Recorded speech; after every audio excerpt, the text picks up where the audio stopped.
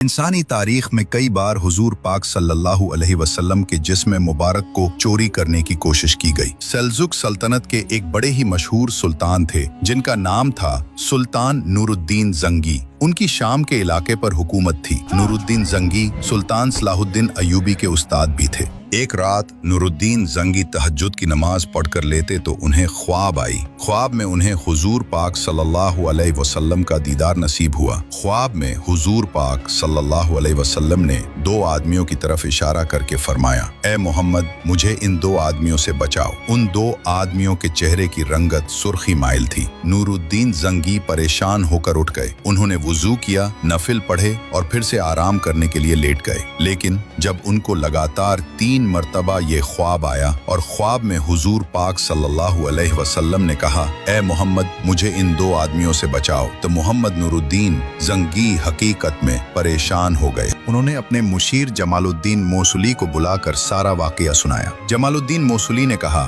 हुजूर, अब 3 मर्तबा ये ख्वाब देखने के बाद यहाँ क्यों बैठे हैं? इसका आप किसी से जिक्र ना करें और फौरन मदीना रवाना हो जाएं। 16 दिन के मुसलसल सफर के बाद सुल्तान मदीना मुनव्वरा पहुंच गए। जब मोहम्मद नूरुद्दीन जंगी मदीना मुनव्वरा पहुंचे तो मदीना के गवर्नर उन्हें देखकर हैरान रह गए, क्योंकि पहले वो कभी भी इस तरह बताए बगैर नहीं आए थे। गवर्नर ने वजह पूछी। सुल्तान मोहम्मद नूरुद्दीन जंगी ने उन्हें सारी बात बता दी। गवर्नर ने पूछा, मेरे सुल्तान, क्या आप उन दो बंदों को देखकर पहचान लेंगे? तो सुल्तान नूरुद्दीन जंगी ने कहा, हाँ, मैं उन्हें पहचान लूंगा। तो अब उन्होंने क्या किया? उन्होंने खुफिया तौर पर एक प्रोग्राम बनाया।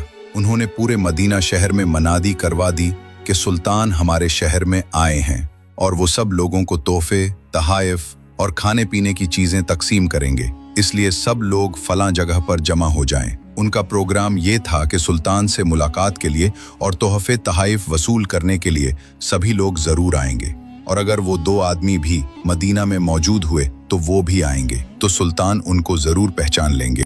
इस तरह मुकर्रर वक्त पर मदीना शहर में मौजूद तकरीबन सभी लोग इकट्ठे हुए और बारी बारी सुल्तान के हुजूर पेश हुए और तोहफे तहाइफ वसूल किए। एक एक करके तकरीबन सभी लोग सुल्तान से मिलकर चले गए, लेकिन वो 2 आदमी सुल्तान को नजर न आए। जब सब लोग चले गए तो सुल्तान ने गवर्नर से पूछा, क्या मदीना में रहने वाले सभी लोग यहाँ मौजूद थे? क्या आपको यकीन है कि कोई आदमी रह तो नहीं गया?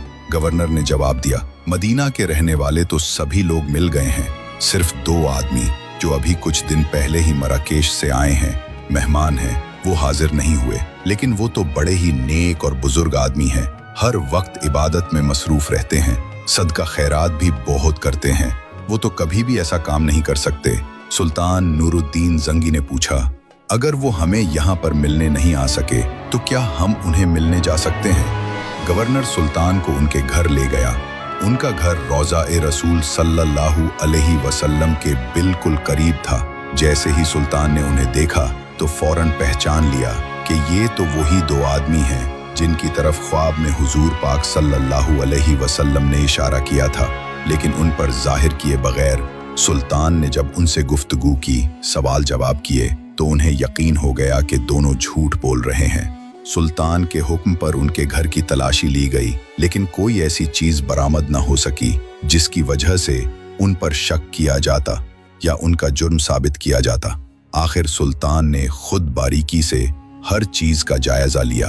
एक कमरे का कालीन हटाकर जब नीचे मौजूद मिट्टी को हटाया गया तो मिट्टी के नीचे लकड़ी का एक तख्ता था, जिसको हटाकर देखा गया तो नीचे एक ताज़ा खुदी हुई सुरंग थी जो रोज़ा-ए-रसूल की तरफ जा रही थी और रोज़े के बिल्कुल करीब पहुंचने वाली थी। जब सब कुछ सामने आ गया तो उन दोनों आदमियों ने भी इकरार कर लिया कि वो यहाँ पर हुजूर पाक सल्लल्लाहु अलैहि वसल्लम का जिस्म मुबारक चुराने के मिशन पर आए थे।